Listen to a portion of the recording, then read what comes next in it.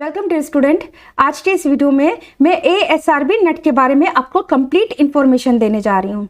ASRB net क्या होता है, ICAR नेट क्या है, CSIR नेट एग्जामिनेशन से ये एग्जाम किस तरह से अलग है, इसके लिए मिनिमम एलिजिबिलिटी क्या होती है, कौन कौन से डिसिप्लिन में ASRB नेट एग्जाम कराया जाता है, एग्जाम का पैटर्न क्या होता है, क्या आप इस एग्जामिनेशन के लिए एलिजिबल हैं, इसका नोटिफिकेशन कब आएगा, आपको लिंक कहाँ से मिलेगा, आप सिलेबस कहाँ से डाउनलोड कर सकते हो, इस तरह के सारे डाउट्स आपके आज के इस वीडियो में क्लियर हो जाएंगे। वीडियो को शुरू से लास्ट तक आप जरूर देखें, आपको ASRB नेट के बारे में कंप्लीट इंफॉर्मेशन मिल जाए। एग्रीकल्चरल साइंटिस्ट रिक्रूटमेंट बोर्ड, जिसको हम ASRB भी कहते हैं, ये department of agricultural research and education के द्वारा गठित एक बोर्ड है। इस बोर्ड का काम होता है एग्रीकल्चर सेक्टर में रिक्रूटमेंट निकालना। इस बोर्ड के द्वारा एवरी ईयर कंबाइंड एक नोटिफिकेशन निकाला जाता है। नोटिफिकेशन आता है नेशनल एलिजिबिलिटी टेस्ट नेट के लिए, एग्रीकल्चरल रिसर्च सर्विस ARS के लिए and senior technical officer STO की पोस्ट के लिए। ये कंबाइंड नोटिफिकेशन होता है जो कि तीनों एग्जामिनेशन के लिए निकाला जाता है। बच्चों, आप लोग नेशनल एलिजिबिलिटी टेस्ट, जैसे कि नाम से पता चल रहा है, ये एक नेशनल लेवल का एलिजिबिलिटी टेस्ट है। इसके लिए अप्लाई कर सकते हो, ARS के लिए अप्लाई कर सकते हो जो कि एग्रीकल्चर सेक्टर में रिसर्च के लिए रिक्रूटमेंट देता है, एंड STO की पोस्ट के लिए भी आप अप्लाई कर सकते हो।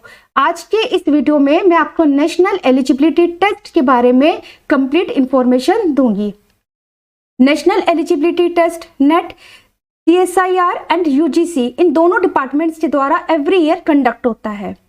ये एक नेशनल लेवल का टेस्ट होता है जो कि आपको एलिजिबिलिटी देता है किसी भी कॉलेज में लेक्चरशिप के लिए, असिस्टेंट प्रोफेसर के लिए।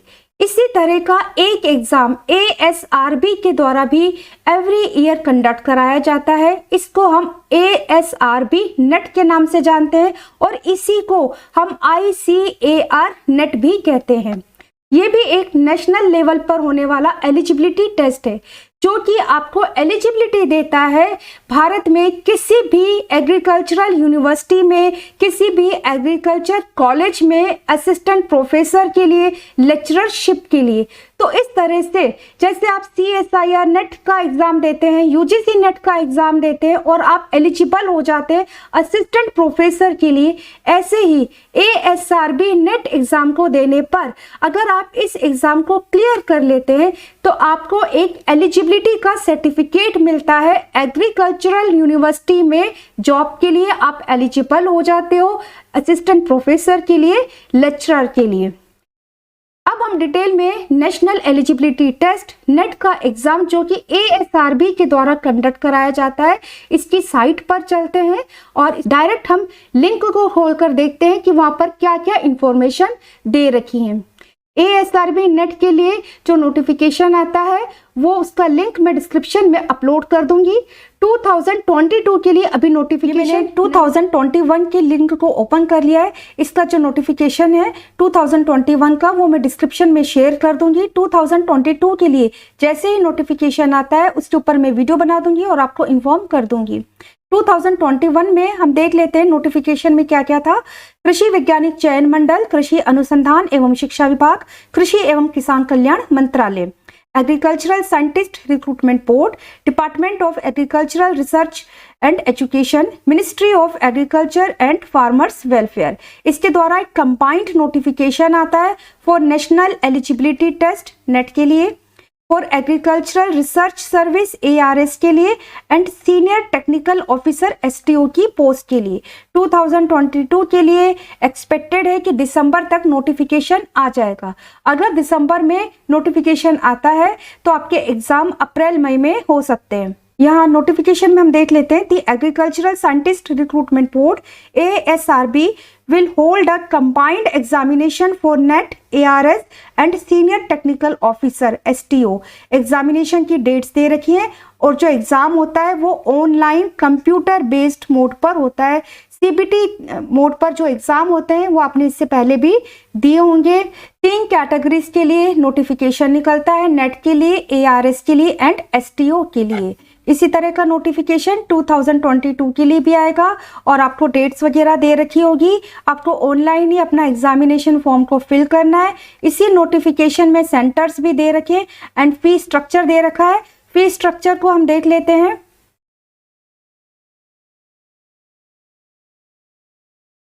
फी स्ट्रक्चर में अनरिजर्व्ड कैटेगरी के लिए ARS के लिए 500, नेट के लिए 1000 एंड STO के लिए 500 है। Economically weaker section and OBC के लिए ARS, NET and STO post के लिए 500 है सबके लिए। And SC, ST and physically disabled and womens के लिए ARS के लिए कोई फी नहीं है, STO के लिए भी कोई चार्जेस नहीं है, लेकिन नेट एग्जामिनेशन के लिए 250 है।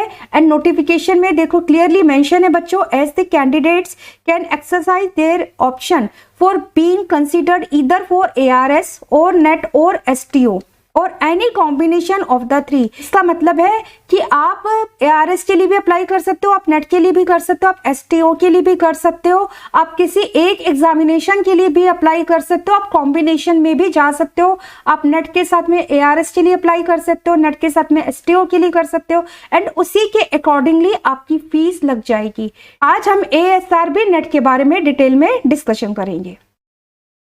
इसी नोटिफिकेशन में सारी इंफॉर्मेशन कंप्लीट दे रखी है। नोटिफिकेशन में 3 सेक्शन है, A, B, C। Section A में नेट के लिए आपको इंफॉर्मेशन है, सेक्शन B में ARS के लिए इंफॉर्मेशन दी गई है एंड STO के लिए इंफॉर्मेशन सेक्शन C में दे रखी है। इसके साथ ही नोटिफिकेशन में सिलेबस के लिए भी लिंक दे रखा है।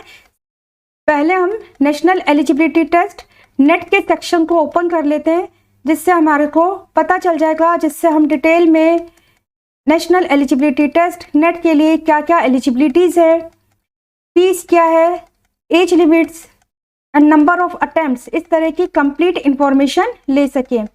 नोटिफिकेशन में ही आपको सेंटर की लिस्ट भी दे रखी होती है। ये हमने अपना सेक्शन A ओपन कर लिया है, नेशनल एलिजिबिलिटी टेस्ट नेट के लिए। यहाँ पर नेट एग्जामिनेशन से रिलेटेड आपको कंप्लीट इंफॉर्मेशन मिल जाएगी। National Eligibility Test NET is a qualifying examination for determining eligibility for the position of lecturer or assistant professor in state agricultural universities and other agricultural universities। इसका मतलब है कि ASRB board के द्वारा जो net examination conduct होता है, ये क्वालिफाइंग एग्जामिनेशन है। ये आपको एलिजिबिलिटी देता है एग्रीकल्चरल कॉलेजेस में, एग्रीकल्चरल यूनिवर्सिटीज़ में असिस्टेंट प्रोफेसर एंड लेक्चरर के लिए। जब आप एग्जामिनेशन को क्लियर कर लेते हो, आप क्वालिफाई हो जाते हो, तो आपको नेट का सर्टिफिकेट भी इशू किया जाता है, जो कि डिजिटल मोड पर होता है। अब हम एज लिमिट देख लेते हैं। इस एग्जामिनेशन के लिए एज लिमिट क्या है? A candidate must have attend the age of 21 years. There is no upper age limit. ठीक है, तो मिनिमम आपकी एज 21 होनी चाहिए, अपर एज लिमिट यहाँ पर नहीं है। नंबर ऑफ अटेम्प्ट्स अगर हम देखें, there is no restriction on number of attempts for appearing in the national eligibility test. इसका मतलब है कि आप कितनी बार चाहें नेट का एग्जाम यहाँ पर दे सकते हैं। Now plan of examination for net. ASRB के द्वारा जो नेट एग्जाम कंडक्ट कराया जाता है, उसमें पेपर का पैटर्न क्या है, इसको हम अच्छे से समझ लेते हैं।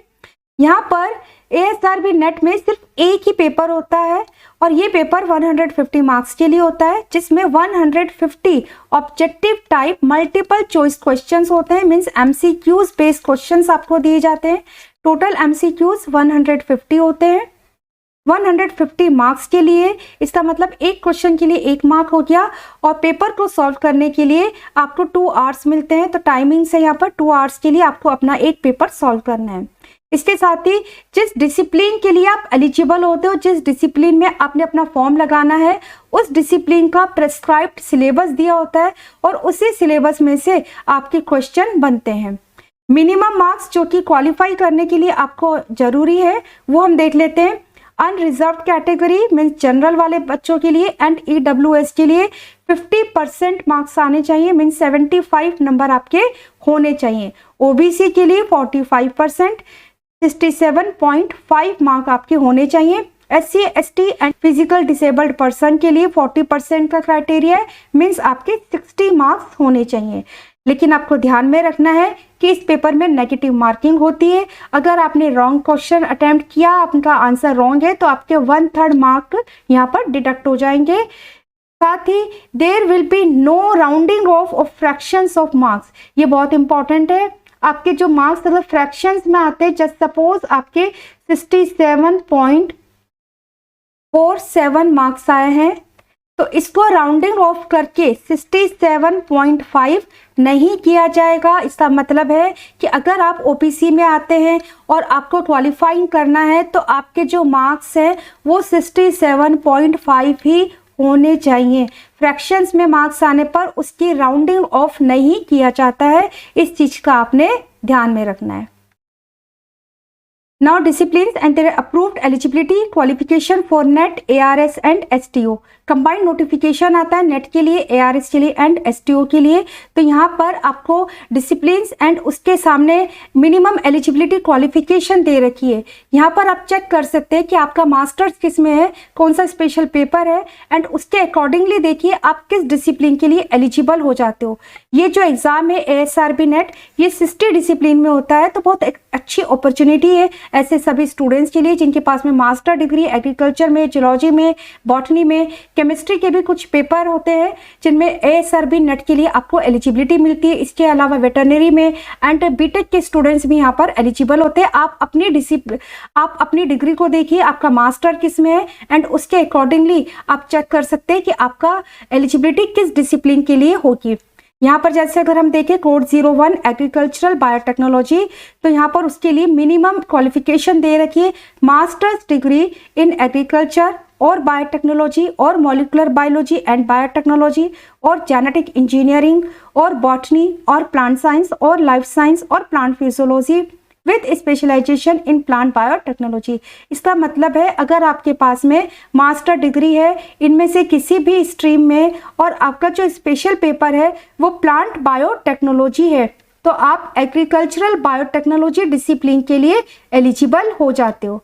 इसी तरह हम देखिए एग्रीकल्चरल एंटोमोलॉजी के लिए, तो यहाँ पर master degree in agriculture, entomology, geology और सेरिकल्चर और एपिकल्चर और plant protection with specialization in agricultural entomology, तो आप एग्रीकल्चरल एंटोमोलॉजी के लिए आप एलिजिबल हो जाते हो। बात करें हम एग्रीकल्चरल माइक्रोबायोलॉजी में, तो यहाँ पर मास्टर डिग्री होनी चाहिए आपकी एग्रीकल्चरल माइक्रोबायोलॉजी में और माइक्रोबायोलॉजी में और प्लांट फिजियोलॉजी में, तो आप एग्रीकल्चरल माइक्रोबायोलॉजी के लिए एलिजिबल हो। Economic botany and plant genetic resources, इसके लिए मास्टर डिग्री आपके पास में होनी चाहिए इन एग्रीकल्चर और बॉटनी और हॉर्टिकल्चर और plant physiology with specialization in agricultural botany और इकोनॉमिक बॉटनी और प्लांट जेनेटिक रिसोर्सेज। इसका मतलब है अगर आपके पास में बॉटनी से MSc है और आपका स्पेशल पेपर इकोनॉमिक बॉटनी रहा है या प्लांट जेनेटिक रिसोर्सेज रहा है, तो आप economic botany and plant genetic resources code 04 discipline के लिए आप एलिजिबल हो। इसके साथ ही genetic and plant breeding discipline के लिए हम देख लेते हैं मिनिमम क्वालिफिकेशन मास्टर डिग्री होनी चाहिए एग्रीकल्चर में, एग्रीकल्चरल बॉटनी और प्लांट ब्रीडिंग और जेनेटिक्स एंड प्लांट ब्रीडिंग और प्लांट फिजियोलॉजी और प्लांट जेनेटिक रिसोर्सेज, तो आप जेनेटिक्स एंड प्लांट ब्रीडिंग इस डिसिप्लिन के लिए एलिजिबल हो जाते हो। इसी तरह निमेटोलॉजी है, प्लांट बायोकेमिस्ट्री 07 कोड के लिए हम एलिजिबिलिटी देख लेते हैं master degree in plant biochemistry, agricultural biochemistry with specialization in plants. अगर आपने बॉटनी से MSc किया है और आपका स्पेशल पेपर प्लांट बायोकेमिस्ट्री है, तो आप 07 कोड डिसिप्लिन के लिए आप एलिजिबल हो जाते हो। नेक्स्ट है प्लांट पैथोलॉजी। प्लांट पैथोलॉजी, इसका कोड है 08। मास्टर डिग्री होनी चाहिए एग्रीकल्चर में और बॉटनी में और लाइफ साइंस में और plant protection with specialization in plant pathology and और माइक्रोलॉजी। इसका मतलब है अगर आपका मास्टर बॉटनी से है और आपका स्पेशल पेपर प्लांट पैथोलॉजी है, तो आप प्लांट पैथोलॉजी डिसिप्लिन के लिए एलिजिबल हो। प्लांट फिजियोलॉजी में अगर हम देखें मास्टर डिग्री होनी चाहिए आपके पास में एग्रीकल्चर और प्लांट फिजियोलॉजी और botany with specialization in plant physiology. Botany से MSc करने के बाद में अगर आपका स्पेशल पेपर प्लांट फिजियोलॉजी रहा है, तो आप प्लांट फिजियोलॉजी ASRB नेट के लिए आप एलिजिबल हो। इसका कोड है 09। तो इस तरह से मैं आपको आपको लिंक दे दूंगी बच्चों, आप अपना देखना, वहाँ पर जाकर चेक करना आपकी मास्टर किस में, स्पेशल पेपर किस में, एंड उसके अकॉर्डिंगली आप किस डिसिप्लिन के लिए एलिजिबल हो जाते हो। जैसे ही नोटिफिकेशन आएगा मैं आपको इन्फॉर्म कर दूंगी एंड किस तरह से फॉर्म फिल करना है इसके बारे में कंप्लीट इन्फॉर्मेशन आपको मैं दे दूंगी। अब मैं आपको बताती हूँ कि इसका सिलेबस आपने कहाँ से डाउनलोड करना है। नोटिफिकेशन में ही आपको सेंटर की भी लिस्ट दे रखी है, नेट के लिए, ARS प्री के लिए एंड STO के लिए 32 सेंटर्स होते हैं ऑल ओवर इंडिया में। ये सेंटर है, ये सेंटर की लिस्ट है, इसी नोटिफिकेशन में आपको मिल जाएगी। 32 सेंटर बनाए गए हैं नेट एग्जामिनेशन के लिए, STO के लिए एंड ARS के लिए। ARS 2 स्टेप में होता है, ARS प्री एंड मेंस। अगर आप ARS प्री क्लियर कर लेते तब आप मेंस के लिए एलिजिबल हो जाते हो। तो यहाँ पर सेंटर हैं सभी स्टेट में, करीब करीब सभी स्टेट में इसके सेंटर हैं। राजस्थान में जयपुर में इसका सेंटर है और इसका कोड है 16। सिलेबस के लिए देखो नोटिफिकेशन में ही यहाँ पर आपको लिंक दे रखा है। ये ASRB के लिए वेबसाइट है www.asrb.org.in और सीधा सिलेबस के लिए आप इस लिंक को क्लिक कर सकते हैं। तो चलिए हम सिलेबस को देखते हैं। इस लिंक को हम ओपन करते हैं। लिंक को ओपन करने पर कुछ इस तरह से वेबसाइट ओपन हो जाती है और यहाँ पर आपको डिसिप्लिन के अकॉर्डिंगली सिलेबस दे रखे हैं। यहाँ पर डिसिप्लिन 01 से लेकर 10 तक के डिसिप्लिन के सिलेबस है। इसको हम ओपन करके देख लेते हैं। यहाँ पर कोड 01 एग्रीकल्चरल बायोटेक्नोलॉजी के लिए आपको पूरा सिलेबस दे रखा है। इस तरह से सभी डिसिप्लिन के लिए आपको सिलेबस इसी वेबसाइट पर मिल जाएगा। नोटिफिकेशन में आपको लिंक दिया हुआ है, आप अपने डिसिप्लिन के अकॉर्डिंगली अपने सिलेबस को चेक करें। चलिए हम प्लांट पैथोलॉजी के लिए सिलेबस को निकाल लेते हैं। ये प्लांट पैथोलॉजी के लिए आपका सिलेबस है। तो आपके जो भी डिसिप्लिन है, जिसके लिए भी आप एलिजिबल है, सभी डिसिप्लिन के लिए आपको इस लिंक पर क्लिक करने पर सिलेबस आपको मिल जाएगा और आप अपने डिसिप्लिन के अकॉर्डिंगली अपने सिलेबस को डाउनलोड कर लें। उसकी हार्ड कॉपी, उसका प्रिंट आप अपने पास में रख लें। बच्चों यहाँ पर आप विशेष रूप से ध्यान रखिएगा कि जिस भी डिसिप्लिन के लिए आपने फॉर्म लगाया है उस डिसिप्लिन के लिए जो प्रिस्क्राइब्ड सिलेबस ASRB ने आपको दिया है उसी सिलेबस में से आपके 150 MCQs तैयार किए जाएंगे। तो सिलेबस को समझना बहुत इम्पोर्टेंट। जब आपके पास में सिलेबस हार्ड कॉपी में होगा, उसका प्रिंट आपके पास में होगा, तो आप 3 तरह से उस सिलेबस को कैटेगराइज करें। सबसे पहले अपने स्ट्रॉन्ग टॉपिक्स को मार्क करें, ऐसे टॉपिक्स जो कि आपने अपने BSc में, अपने MSc में बहुत अच्छे से पढ़े हैं, वो आपके स्ट्रॉन्ग टॉपिक्स हैं। इसके साथ ही वीक टॉपिक्स को मार्क करें, ऐसे टॉपिक्स जो कि आपने इतने अच्छे से MSc के टाइम पीरियड पर नहीं पढ़े या फिर उसमें आपके कुछ डाउट्स रह गए हैं, उन टॉपिक्स को आप मार्क करें। इसके साथ ही उस सिलेबस में आप ऐसे टॉपिक्स भी मार्क करें जो कि आपने नहीं पढ़े, ठीक है। एंड ये वाली जो मार्किंग है ना बच्चों, ये बहुत जरूरी है कि आपने कौन से टॉपिक्स है जो बिल्कुल भी अपने MSc में नहीं पढ़े हैं। इस तरह से आप कंप्लीटली सिलेबस को 3 कैटेगरीज में डिवाइड करिए। इसके बाद में आपको टॉपिक वाइज एक अच्छी रेफरेंस बुक लेनी है। आपको PhD नहीं करनी कि आपको 8-10 बुक्स लेकर से आपको पढ़ना है और अपने नोट्स बनाने हैं। एक अच्छी रेफरेंस बुक बहुत है। अपने टॉपिक्स के अकॉर्डिंगली आप रेफरेंस बुक लीजिए, जिसका भी कंटेंट आपको समझ में आता है उस बुक को आप ले सकते हैं। जो आपका एग्जामिनेशन होगा वो MCQs बेस्ड होगा, मीन्स ऑब्जेक्टिव क्वेश्चन आएंगे। तो जब आप नोट्स बनाएंगे टॉपिक वाइज, तो आप इस तरह से नोट्स बनाएं कि वो पॉइंट टू पॉइंट लिखा हो, है ना। बहुत ज्यादा आप डिटेल में नहीं लिखना, पॉइंट टू पॉइंट आपको बुक में से अपने नोट्स बनाने हैं। और जैसे आपके टॉपिक्स कंप्लीट होते जाएं, ठीक है, तो टॉपिक्स कंप्लीट होने के बाद में आप उन टॉपिक्स से रिलेटेड MCQs को, मल्टीपल चॉइस क्वेश्चंस को, प्रॉब्लम्स को जरूर सॉल्व करें। ये बहुत इंपॉर्टेंट है स्टूडेंट। मैं जब भी MCQs के वीडियोस अपलोड करती हूँ, मैं सभी वीडियोस में बच्चों को ये कहती हूँ कि आप टॉपिक वाइज अपने MCQs को जरूर सॉल्व किया करें, जिससे आपका खुद सेल्फ इवोल्यूशन होगा, आपको बेसिक आइडिया लगेगा कि जो टॉपिक आपने पढ़ा है उस टॉपिक में से किस तरह के क्वेश्चंस कंपटीशन में बन जाते हैं, ठीक है। और साथ ही आपको ये पता लगेगा कि आपका कंसेप्ट कितना क्लियर हुआ है, आपको कितना याद रहा है, 4 ऑप्शन में से आप कितनी एक्यूरेसी के साथ में एक राइट ऑप्शन को ऑप्ट कर पाते हैं, आप कितना समय लेते हैं अपने 150 क्वेश्चंस को सॉल्व करने में। तो ये चीज़ें प्रैक्टिस से आती है और प्रैक्टिस के लिए आप अपना टॉपिक को कवर करें, अपना टॉपिक क्लियर करें पहले, एंड देन फिर उससे रिलेटेड एमसीक्यूज को सॉल्व करें। तो इस तरह से अगर आप स्ट्रैटेजी बनाकर अपने एग्जाम की तैयारी करेंगे तो 6 महीने के अंदर तैयारी पैथोलॉजी के स्टूडेंट्स के लिए मैं जल्दी ही एमसीक्यूज की एक सीरीज अपलोड करूंगी, जिसमें आपके एएसआरबी नेट को ध्यान में रखते हुए, आपके सिलेबस को ध्यान में रखते हुए सभी एमसीक्यूज मैंने यहाँ पर लिए हैं। बहुत इंपॉर्टेंट एमसीक्यूज रहेंगे ये, और आप अपने टॉपिक्स के अकॉर्डिंगली इन एमसीक्यूज को जरूर सॉल्व करना, आपके लिए ये एमसीक्यूज बेनिफिशियल होंगे। इसके साथ ही अगर आपको प्लांट पैथोलॉजी में किसी टॉपिक को समझना है, आपको नोट्स की रिक्वायरमेंट है, तो उसके लिए आप मुझे कमेंट करके बताइए। डिस्क्रिप्शन में मेरा नंबर भी दिया हुआ है, तो वहाँ पर आप मुझे मैसेज भी कर सकते हैं। स्टूडेंट्स, आई होप आपके लिए आज का ये वीडियो बेनिफिशियल होगा। एएसआरबी नेट के बारे में आपको जानकारी मिली होगी। आप वेबसाइट पर जाइए, डिस्क्रिप्शन में मैं लिंक अपलोड कर दूंगी। वेबसाइट पर जाकर आप अपनी मास्टर के अकॉर्डिंगली अपने डिसिप्लिन को चेक करिए, अपने सिलेबस को डाउनलोड करें एंड एग्जामिनेशन की तैयारी करें। जैसे ही नोटिफिकेशन आएगा मैं आपको इन्फॉर्म कर दूंगी। मेरे चैनल को अगर आपने सब्सक्राइब नहीं किया है तो प्लीज़ चैनल को सब्सक्राइब जरूर करें। वीडियो अच्छा लगे तो लाइक करें। Thank you so much student.